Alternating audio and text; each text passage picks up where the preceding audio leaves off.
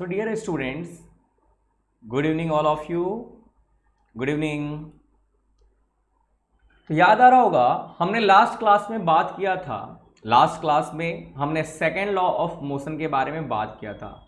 Second law of motion, second law of motion में हमने आपको ये भी पढ़ाया कि जो मोमेंटम होता है ना, momentum, the change in momentum, the change in momentum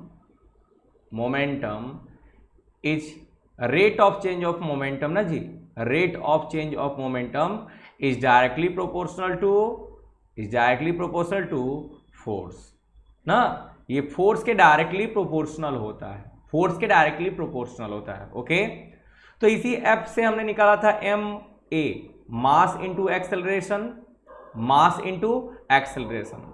और हमने आपसे कहा था कि force is directly proportional to p, change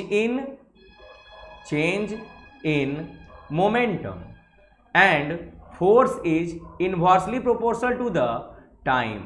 मतलब अगर आप टाइम इंक्रीज कर दोगे ना तो फोर्स डिक्रीज हो जाएगा, अगर आप टाइम इंक्रीज कर देंगे तो फोर्स डिक्रीज हो जाएगा। इसीलिए हम लोगों को टाइम इंक्रीज कर देना चाहिए, ठीक है ना। तो कुछ हम लोग एप्लीकेशंस यहां पे समझ लेते हैं। Applications of Newton second law of motion, Newton के सेकेंड लॉ ऑफ मोशन के एप्लीकेशन समझ लीजिए। यहां पर जैसे कैचिंग अ बॉल है, catching a cricket ball, catching a cricket ball. देखिएगा, जब कोई प्लेयर क्रिकेट बॉल को पीछे की तरफ मतलब कैच करता है क्रिकेट बॉल को, तो अपने हाथ को पीछे की तरफ खींच लेता है। देख रहे हैं ना, ये अपने हाथ को पीछे की तरफ खींच ले रहा है। तो इस पोजीशन से लेके कलर चेंज कर लेते हैं, तो यहां पर गेंद को वो कैच करता है और कैच करने के बाद गेंद को यहीं पे नहीं रोकता है, गेंद को रोकने के लिए वो यहां तक लेके आता है। जस्ट लाइक ऐसे कैच किया, पकड़ के नीचे तक लेके आया। तो अगर वो यहां पे रोक देता है, सोचिएगा अगर वो यहीं पे बॉल को रोक देता, यहां पर छोटा सा एक न्यूमेरिकल के फॉर्म में लेके चलते हैं इसको हम लोग, अगर वो बॉल को यहीं पे रोक देता इसी जगह पे, तो बॉल आया, मान लीजिए बॉल का जो मास है, बॉल का जो मास है ये होता, सपोज कर लेते हैं कितना 2 मीटर, सॉरी 100 ग्राम मास मान लेते हैं। वेलोसिटी तो बॉल का बहुत ज्यादा होता है, मान लेते हैं 20 मीटर पर सेकेंड, कम ही में लेके चलते हैं 20 मीटर पर सेकेंड, ठीक है। तो ये इसकी वेलोसिटी हो गई।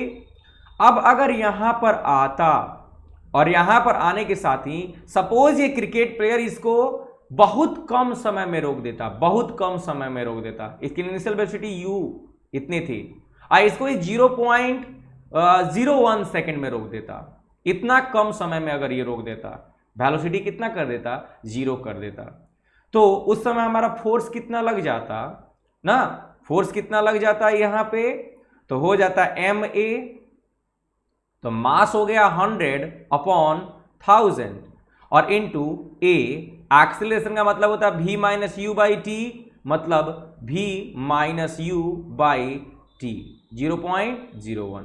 तो हो जाएगा ये कैंसिल होकर 1/10 और इंटू -20/0.01 है ना, 0.01, पॉइंट हटेगा तो बाबू ऊपर डबल जीरो आ जाएगा, 1 0 से 1 0 कैंसिल, मतलब इसको -200 न्यूटन का फोर्स लगाना पड़ता। अगर ये गेंद को यहीं पर रोकना चाहता है, इसी पोजीशन पे रोकना चाहता है, यहीं पर रोकना चाहता है, तो ओके इस पोजीशन पर ही जहां पर इसका हाथ है वहीं पर रोकना चाहता है। तो लेकिन अगर इसने गेंद को खींच के यहां तक लेके चला आया, यहां तक, तो सपोज यहां से यहां तक लाने में इसको थोड़ा टाइम लग गया, इसको थोड़ा टाइम लग गया, ठीक है। मास तो वही रह जाएगा, मास हो जाएगा 100/1000 और इंटू एक्सेलरेशन 0 तो करना ही है और 20 था, लेकिन यहां से यहां तक लाने में इसको जो टाइम लग गया मान लेते हैं वह 0.2 सेकेंड का टाइम लग गया। तो ये हो गया 1/10 और इंटू -20/0.2, पॉइंट हटाएंगे 0, कैंसिल, 2 से कैंसिल, कितना हो गया -10 न्यूटन हो गया। मतलब इसको चोट अब कम लगेगी, -10 न्यूटन का ही ना फोर्स लगाना पड़ेगा रोकने के लिए, लेकिन पहले तो -200 का न्यूटन का फोर्स लगाना पड़ रहा था। इसी कारण से क्रिकेट बॉल जो कैच करता है ना, वो अपने हाथ को पीछे की तरफ खींच लेता है कैच करते टाइम में, क्योंकि अगर वो इसका time, rate of change of momentum बढ़ा देगा, रेट बढ़ा देगा, रेट का मतलब क्या हुआ, टाइम बढ़ा देगा, तो उसे क्या होगा, जो मोमेंटम होगा बॉल का वो कम हो जाएगा, और जिसके कारण जो उसके हाथ पे फोर्स लगने वाला था वो कम हो जाएगा, और फोर्स अगर कम हो जाएगा तो उसको कम पेन फील होगा। वैसे ही अगर आप लोग चाहें तो एक और एग्जांपल देख सकते हैं यहां पे एथलीट्स के केस में।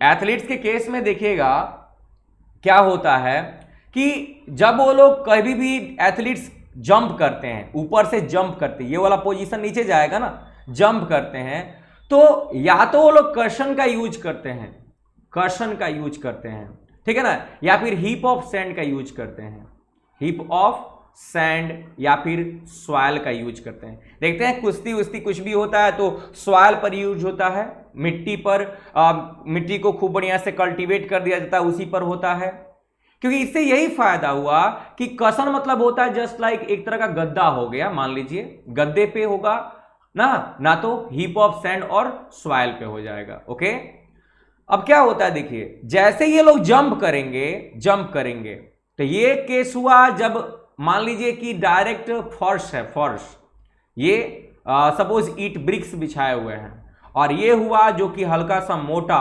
कशन हो गया, मिट्टी हो गया या फिर सैंड हो गया या फिर कशन हो गया, गद्दा हो गया। अगर इस पे कोई सामान गिरता है देन गिरने के साथ ही रुक जाएगा, मतलब time will be approximate to 0 second, गिरा और रुक गया। लेकिन यहां पर अगर आएगा, गिरेगा यहां पर, तो यहां से यहां तक आने में उसको थोड़ा सा टाइम ज्यादा लगेगा, मतलब इसका वेलोसिटी 0 होने में टाइम ज्यादा लगेगा, और जैसे ही इसका टाइम इंक्रीज कर जाएगा, 0.1 सेकेंड मान लीजिए लग गया, तो टाइम बढ़ गया तो फोर्स घट गया ना, तो अब इस आदमी को चोट कम लगेगी, क्योंकि rate of change of momentum अगर कम रहेगा, मतलब the rate of change of momentum is less, due to which a smaller stopping force acts on the athlete and the athlete does not get hurt। इससे rate of range of momentum अगर बाबू कम हो जाएगा ना, तो उससे athlete का जो force लगने वाला है, हर्ट लगने वाला है, हर्ट होने वाला है, वो कम से कम हो जाएगा। ओके, वैसे एक और एग्जांपल हम लोग देख सकते हैं in the case of seat belt in the car. Seat belt का केस देख लीजिए, सॉरी ये एल है, सीट बेल्ट का केस देख लीजिए। हाँ, बात सही है, सीट बेल्ट रोकने के लिए होते हैं, लेकिन एक चीज देखिएगा कि सीट बेल्ट यहां पर है, यहां से यहां तक, और यहां पर भी है, तो जब गाड़ी एकाएक रुक जाती है ना, when a vehicle stops suddenly, जब कोई गाड़ी अचानक से रुक जाती है, अचानक से रुक जाती है सडनली, देन क्या होगा, उसको रुकने में टाइम बहुत कम लगा ना, रुकने में टाइम बहुत कम लगा, तो अगर ये स्ट्रेच करेगा ना, अगर ये स्ट्रेच कर जाएगा थोड़ा सा दूरी तक, देन क्या होगा कि उसके गर्दन पे या फिर बॉडी पे जो फोर्स लगने वाला है ना, वो कम हो जाएगा, बिकॉज पहले वो इतना ही दूर में रुक जाता उस आदमी पे, अब उसको रुकने में इतना दूरी लग गया, तो टाइम बढ़ गया ना। अब ये आदमी यहां से लेके, कलर चेंज कर लेते हैं थोड़ा सा, देखिए अब वो आदमी यहां से लेके यहां तक आने में उसको टाइम लगा ना इसको, इसीलिए थोड़ा सा ये जो बेल्ट होते हैं ना, ये थोड़ा से स्ट्रेचेबल होते हैं, स्ट्रेचेबल होते हैं, लचीले वाले होते हैं, फ्लेक्सिबल होते हैं। ओके, टाइम ज्यादा लगेगा तो फोर्स कम लगेगा, उस आदमी को हर्ट कम होगा, उस आदमी को चोट कम लगेगी ना, तो मालूम चले कि आगे फूटने से, माथा फूटने से अच्छा है कि यहीं पे माथा फूट जाए, यहीं पे गर्दनें कट जाए।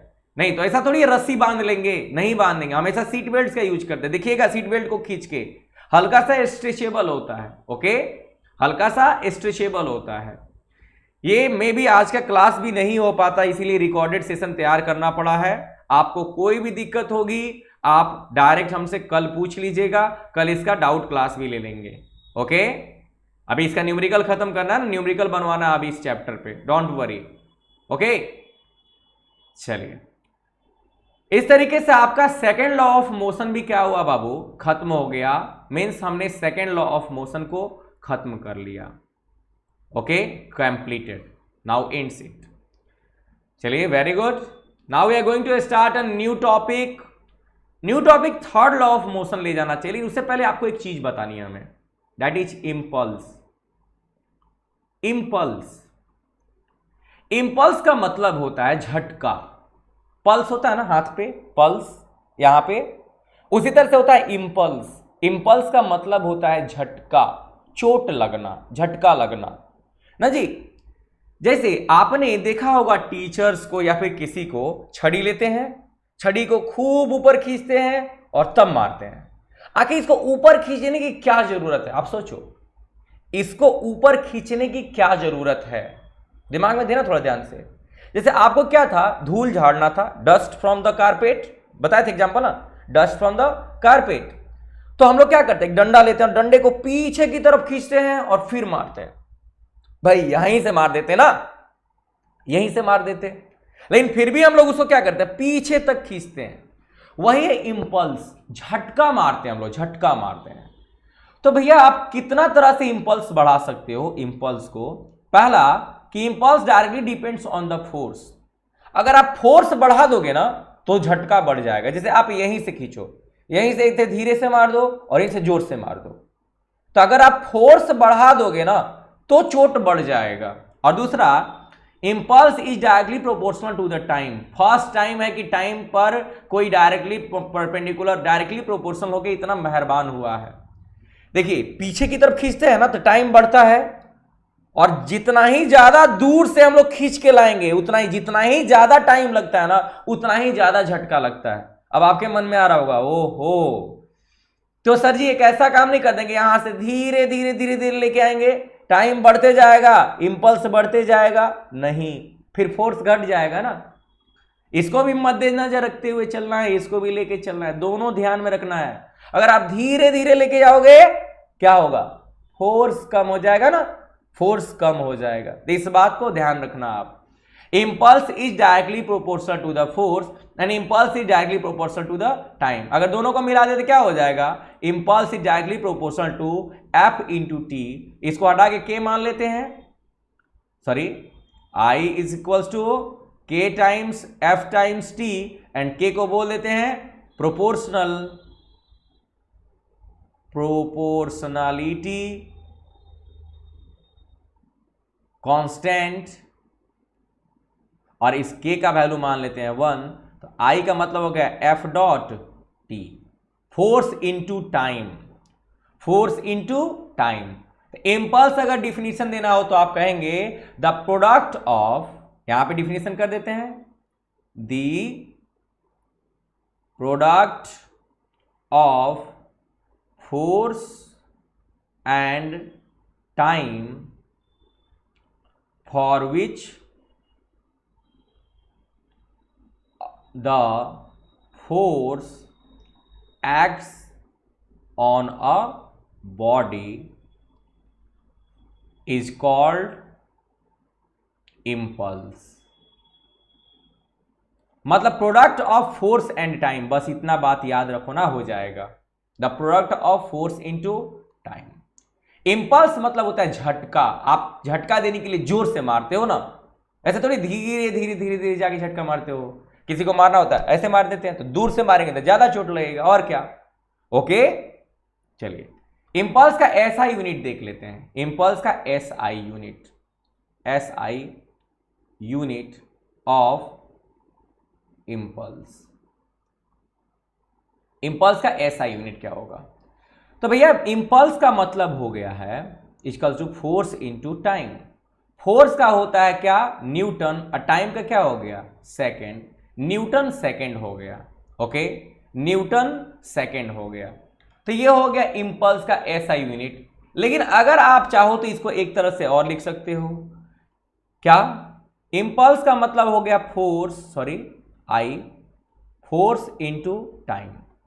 फोर्स होता है न्यूटन और टाइम होता है सेकेंड, और न्यूटन को हम लोग एक तरह से और बोलते हैं KG metre per second square, और इंटू सेकेंड, इस सेकेंड से स्क्वायर कट जाएगा तो हो जाएगा केजी मीटर पर सेकेंड। ये इंपल्स का ऐसा यूनिट हो जाएगा, न्यूटन सेकेंड भी हो जाएगा और केजी मीटर पर सेकेंड भी हो जाएगा। अब भाई यहां पर स्क्वायर से कट गया है बाबू, स्क्वायर से ये कट गया, ये ऊपर है ना, ये नीचे है, सेकंड से सेकंड नहीं कटेगा, बिल्कुल कटेगा।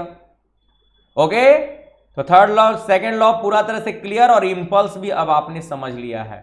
ओके, इंपल्स पर आपसे क्वेश्चन दिया जा सकता है इस तरीके से, कहा जाएगा जैसे there is a body of mass, sorry force, a force of 200 newton is applied on a object by with the time 20 seconds, what is the impulse. तो भैया क्या करना है, 2000 हो जाएगा KG metre per second, impulse हो गया, मतलब 1 सेकेंड में 1 मीटर पर कितना लगा है, 2000 केजी का इंपल्स लगा हुआ है। बहुत ज्यादा हुआ बाबू, बहुत ज्यादा हुआ। ओके, इन सभी बातों का ख्याल रखेंगे आप सब, ठीक है ना, बहुत बढ़िया। Okay, very good.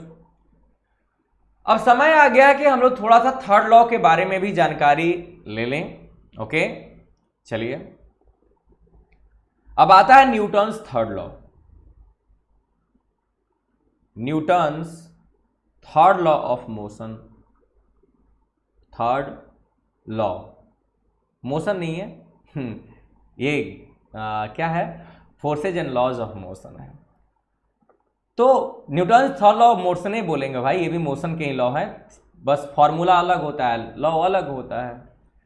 यही थर्ड लॉ है जहां पर हमने आपको एक दिन बताया था ना सिस्टम के बारे में, वो घोड़ा वाला नहीं याद आ रहा है, घोड़ा वाला, नाव वाला, हॉर्स कार्ट के बारे में बताए थे।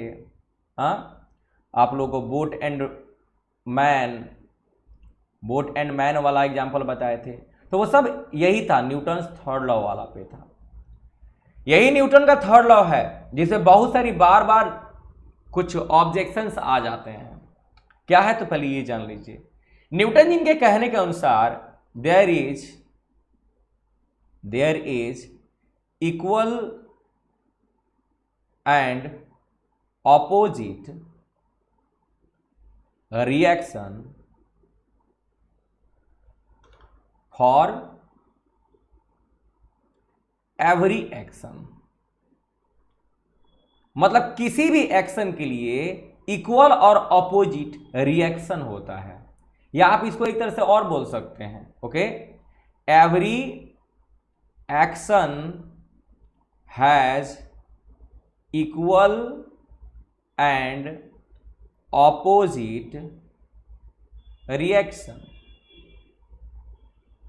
हर एक्शन में इक्वल और ऑपोजिट रिएक्शन होता है, हर एक्शन में ऐसा होता है। Okay, equal and opposite reaction. तो हम लोग ये कह सकते हैं कि अगर कोई एक्शन कहीं पर हो रहा है, कहीं पर भी कोई भी एक्शन हो रहा है, जैसे आपने किसी के गाल पे एक थप्पड़ मारा, तो आपके हाथ से जितना उस आदमी के गाल पे चोट लगेगा ना, उसके गाल से आपके हाथ पर भी उतना ही चोट लगता है। तो यही हुआ, आप एक अलग बॉडी है और वह भी एक अलग बॉडी है, आप उसको मारेंगे ना तो आपके हाथ पर भी उतना ही चोट लगेगा। हाँ, अब उसका गाल है ना, गाल का स्किन जो होता है, चिक होते हैं, चिक का जो स्किन होता है ना, चिक्स के स्किन, ये बहुत पतले होते हैं, तो उसको अब ज्यादा चोट फील होगा और आपको कम चोट फील होगा। दोनों पर फोर्स तो बराबर ही लगेगा भाई, लेकिन बस उसके स्किन का मैटर दूसरा है, आपके स्किन का मैटर दूसरा है। अब आप किसी अपने गाल से किसी के हाथ पे मारो, चोट तो आप ही को लगेगा। कहते नहीं है आदमी, सॉरी, तरबूजा गिरे चाकू पे, चाहे चाकू गिरे तरबूजा पे, बात तो वही होती है ना बाबू। Okay, very good. तो न्यूटन का थर्ड लॉ थोड़ा समझने के लिए इस एवरी एक्शन और अपोजिट रिएक्शन वाली बात को हमें कुछ एग्जांपल्स आपको बताने पड़ेंगे। ओके, जैसे how do we walk, example number 1, how do we walk, how do we walk, हम कैसे चलते हैं, क्यों चलते हैं। तो चलने के पीछे रीजन ये है कि ये कोई आदमी हो गया, ये अपना पैर हम लोग ग्राउंड पे रखते हैं, जब अपने पैर से हम ग्राउंड को पीछे की तरफ धक्का देते हैं, हम आगे नहीं बढ़ते हैं, हम ग्राउंड को पीछे की तरफ धक्का देते हैं। Okay, when we walk on the ground then our foot pushes the ground backward, हमारा फुट जो होता है ये ग्राउंड को बैकवर्ड पुश करता है। Okay, and in return the ground pushes our foot forward, अब अगर हम लोग इसको पीछे धक्का देंगे तो हमारी बॉडी आगे बढ़ेगी, तब तक हम लोग ये वाला पैर उठा के रख देते हैं, फिर ये वाला पैर पीछे करते हैं तो फिर हमारी बॉडी आगे बढ़ेगी, तब तक हम लोग ये वाला पैर आगे उठा के आगे रख देते हैं। और इसी तरीके से इक्वल एंड ऑपोजिट रिएक्शन से हम लोग आगे बढ़ते जाते हैं। देखिएगा, जब हम लोग रनिंग कर रहे होते हैं, रनिंग दौड़ रहे होते हैं, उस समय हमारे पैर से पीछे की तरफ फोर्स बहुत ज्यादा लगता है, बहुत ज्यादा फोर्स लगता है। ओके, जितना ही ज्यादा फोर्स हम पीछे लगाएंगे उतना ही ज्यादा हम लोग आगे बढ़ेंगे। तो ये हमारा जो चलना है ना, हम जो चलते हैं वो भी थर्ड लॉ के अनुसार ही चलते हैं। ओके, थर्ड लॉ के अनुसार ही चलते हैं, ध्यान दीजिएगा हमेशा इस बात पे। वैसे ही अगर हम लोग सेकेंड एग्जाम्पल एक और देख लें, सेकेंड एग्जाम्पल देख लेते हैं। कहता है why the guns requires, why the gun requires. कोई भी गन रिक्वायल क्यों होता है? रिक्वायल का मतलब होता है backward motion. Okay, backward motion, इसी को बोलते हैं रिक्वायल। कोई भी जो गन होता है वो रिक्वायल क्यों होता है? रिक्वायलिंग का मतलब हुआ कि अगर मान लीजिए यहां पर एक गन बना देते हैं, ओके,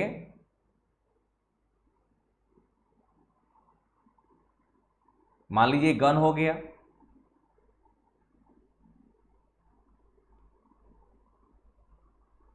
ये गन हो गया ना, ओके वेरी गुड।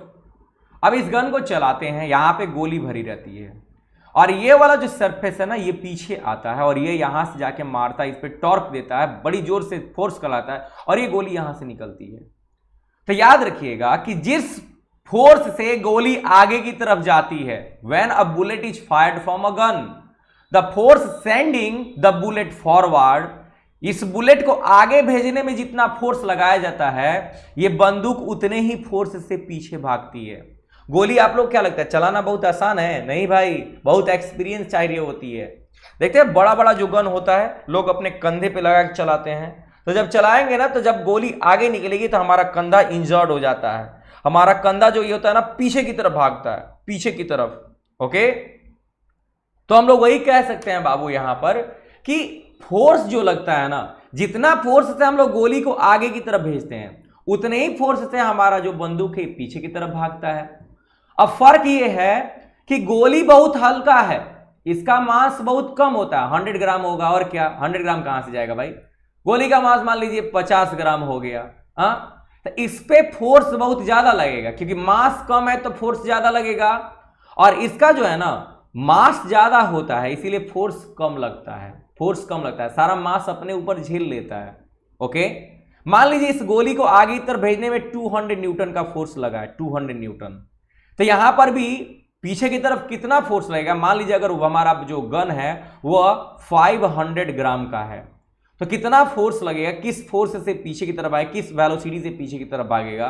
तो वो देखिए, तो F इक्वल्स टू ma होता है ना, तो 200 न्यूटन इक्वल्स टू 200 न्यूटन तो बहुत कम हो गया, 500 बाई 1000 इंटू एक्सेलरेशन 1 2 5 2 जा 10, एक्सेलरेशन 2 2 जा 400 मीटर पर सेकेंड से ये गन क्या होगा?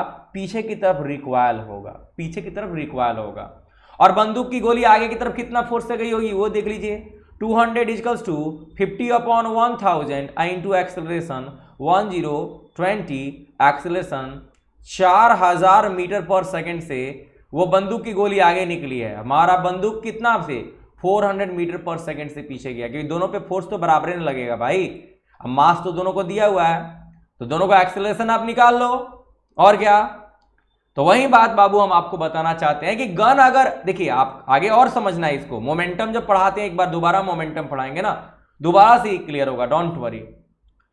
तो जिस वेलोसिटी से बंदूक को हम लोग आगे की तरफ भेजते हैं ना, उसी सेम टू सेम वेलोसिटी से ये बंदूक, सॉरी गोली को हम लोग आगे की तरफ भेजते हैं, उसी सेम वेलोसिटी से ये बंदूक जो होती है ना ये पीछे की तरफ रिक्वायल करती है, बैकवर्ड मोशन करती है, बैकवर्ड मोशन करती है।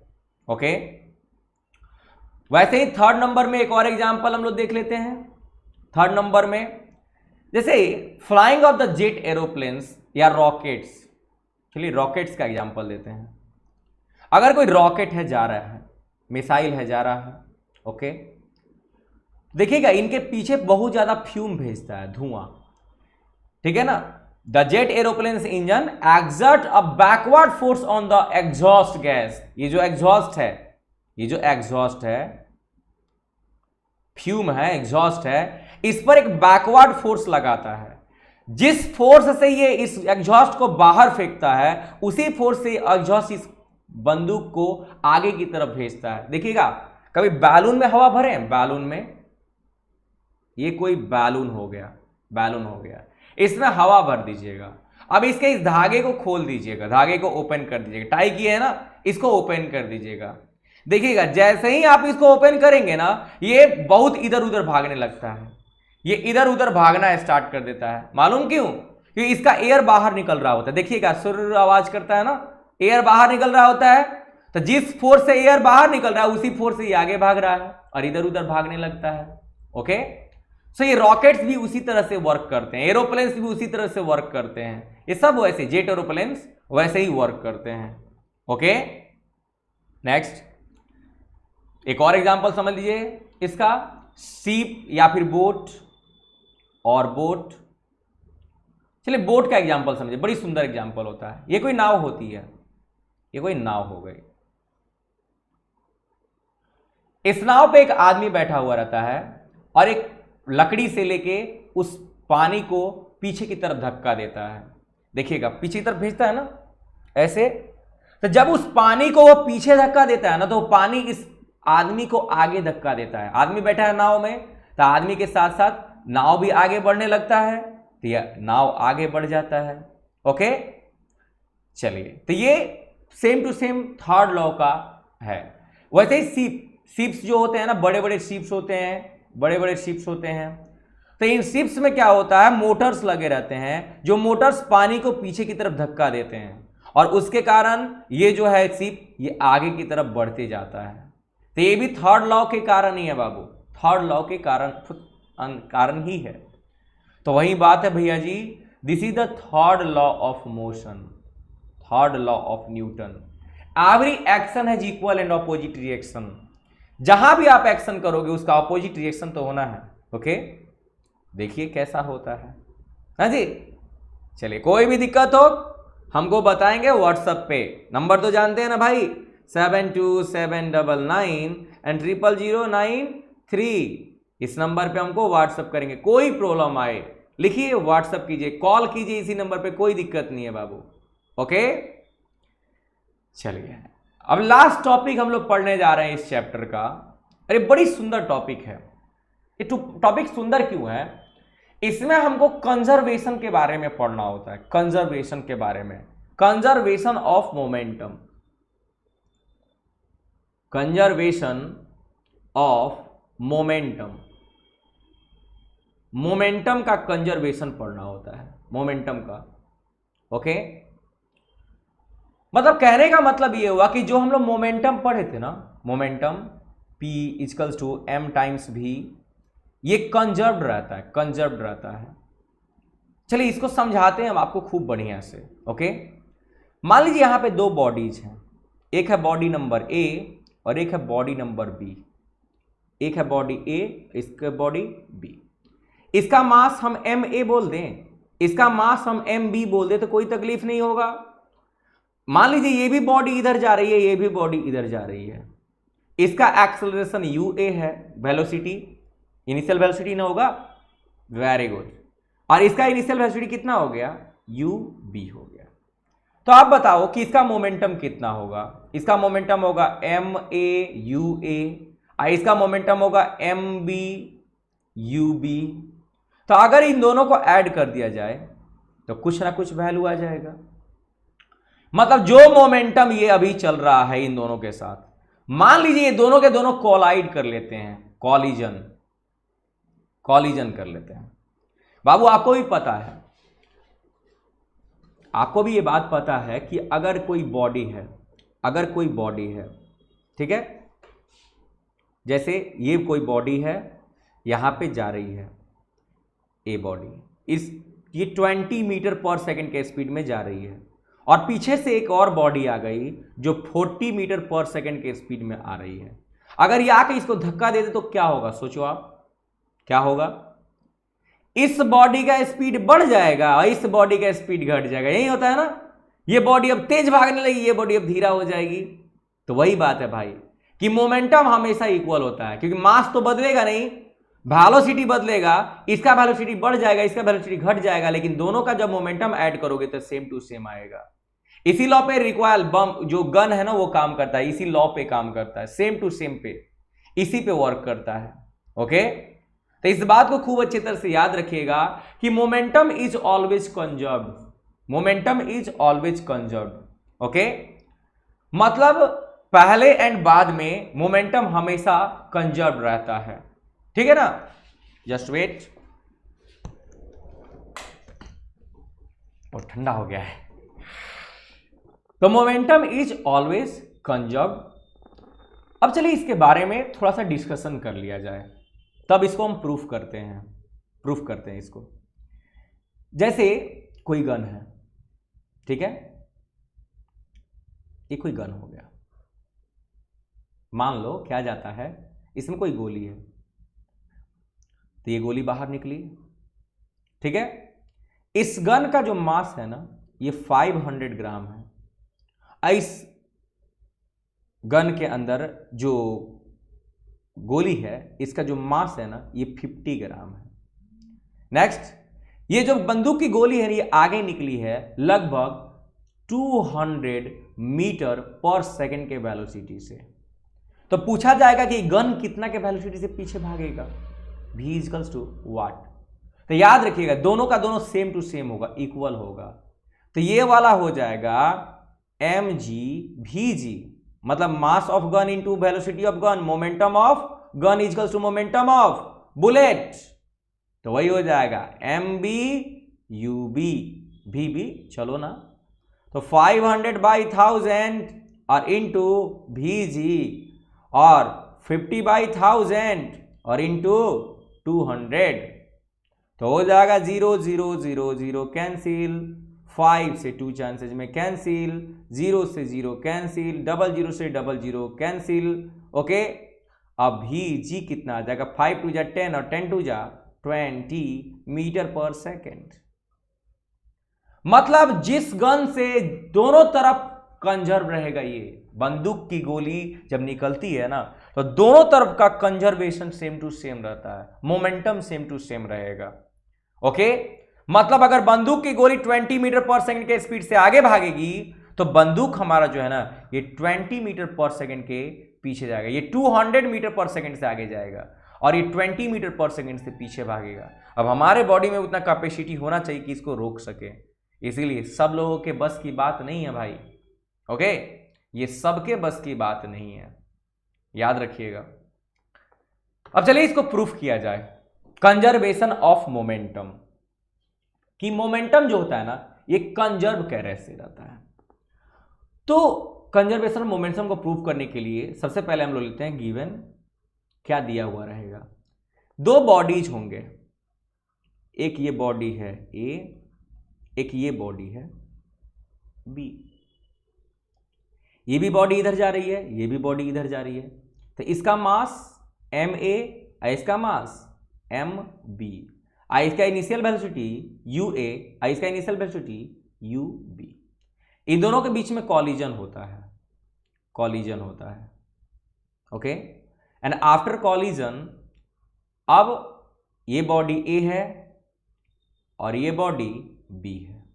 ओके, इसका मास तो वही रहेगा एम ए, इसका मास भी एम बी, लेकिन अब इसका फाइनल वेलोसिटी बदल के हो गया वी ए, इसका फाइनल वेलोसिटी बदल के हो गया वी बी।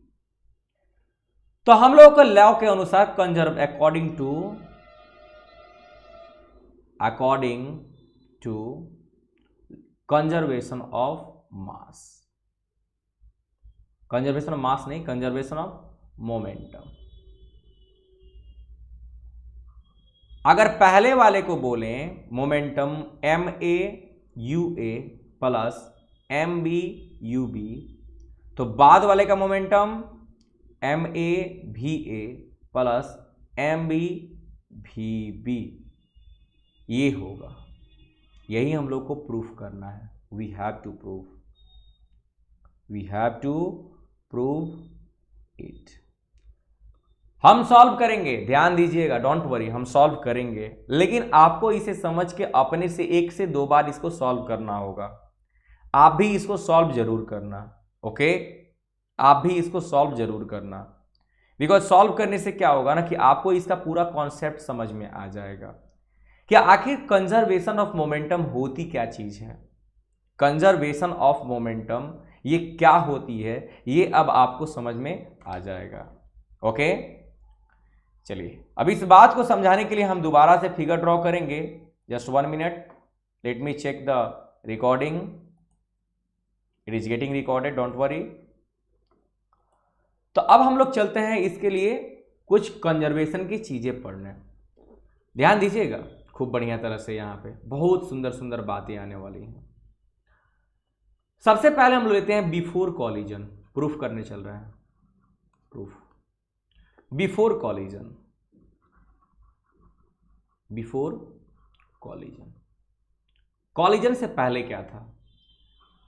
बॉडी ए था और ये बॉडी बी था, और क्या था? इसका मास ma था, इसका मास mb था, इसका वेलोसिटी ua था, इसका वेलोसिटी ub था, ओके? लेकिन कॉलिजन के बाद क्या हुआ? After collision, after collision body A तो वही रह गया, बॉडी बी भी वही रह गया, लेकिन इसका मास ma और इसका मास mb तक तो ठीक था। इसका वेलोसिटी चेंज होके va और इसका वेलोसिटी चेंज होके vb। ऐसा थोड़ी है टक्कर के बाद दोनों गाड़ी का स्पीड सेम रहता है, एक का बढ़ जाता है, एक का घट जाता है।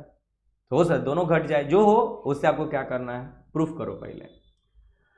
तो यहां पर देखो, आप खुद सोचो कि अगर हम लोग एक्सेलरेशन निकालें, acceleration, acceleration for body A, okay? Acceleration for body A of body A, तो फर्स्ट बॉडी का एक्सेलरेशन क्या होगा? यहां से यहां आया है, मान लो टाइम t लगा है, तो एक्सेलरेशन होता है v minus you by T, तो हो जाएगा va minus U A by T. मतलब एक्सेलरेशन ऑफ ए हो गया va minus U A upon T. वैसे ही बबुआ एक्सेलरेशन ऑफ बी क्या हो जाएगा? vb minus ub upon T. देखो, हम तो अब लाइव है नहीं कि आपको हम रिकॉर्डेड मतलब इसको दोबारा समझा पाएंगे, तो अगर समझ में आए तो वीडियो को दोबारा से देख लेना, दिक्कत हो तो कल हम फिर से आएंगे ही, डोंट वरी। तो ये हो गया एक्सेलरेशन, इनका एक्सेलरेशन हो गया, ओके? अब according to third law of motion, third law of motion, force जितना ए लगाएगा बी पर उतना ही ऑपोजिट फोर्स बी लगाएगा ए पर। ये तो कंफर्म है कि जितना फोर्स ए लगाएगा बी पर उतना ही बी ऑपोजिट फोर्स लगाएगा ए पर, अकॉर्डिंग टू थर्ड लॉ। ठीक है, थर्ड लॉ पढ़ने के बाद इसीलिए इस मोमेंटम को हम पढ़ा रहे हैं।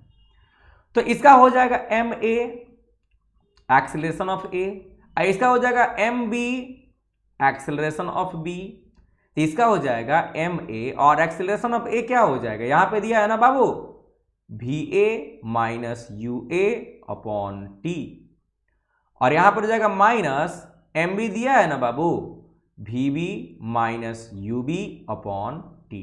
नीचे से नीचे टी कट जाएगा, कट जाएगा, इसको मल्टीप्लाई कर दें, M A v A, M A v A, minus है ना बीच में बाबू, M A U A, M A U A, minus है ना एम बी भी बी, अब माइनस और minus plus M B U B, M B U B. अब क्या करते हैं, u वाले को अलग v वाले को अलग कर लें, तो ये देखिएगा v वाला इधर है एम ए भी ए, तो हम लिख देते हैं एम ए भी ए, फिर यहां पर है v वाला माइनस में, उधर ले जाएंगे तो प्लस में हो जाएगा, तो आ जाएगा प्लस में एम बी भी बी।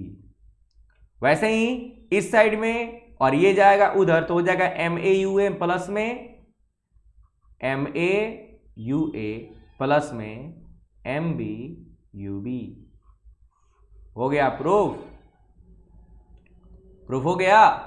मतलब जो कंजर्वेशन होता है पहले वही कंजर्वेशन होता है बाद में, मतलब जो मोमेंटम होता है पहले, मोमेंटम इज ऑलवेज कंजर्व्ड।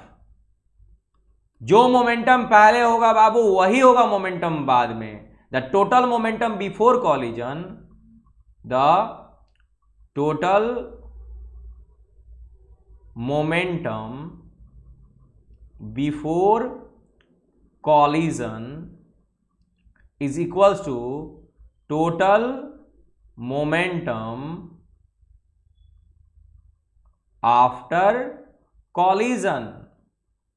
ना ओके है ना बाबू, कि मोमेंटम बाबू मेरे कभी भी चेंज नहीं होता है, बस इतना याद रखिएगा। इसी को बोलते हैं the law of conservation of momentum.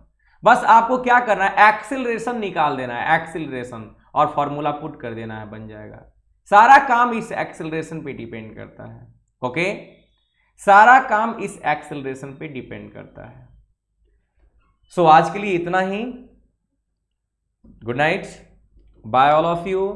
कोई भी दिक्कत होगा कल हम लोग देखेंगे उस दिक्कत को। क्लास अब इससे ज्यादा एब्सेंट हम नहीं कर सकते थे, इसीलिए हमने क्या किया है, एक रिकॉर्डेड सेशन बना दिए हैं।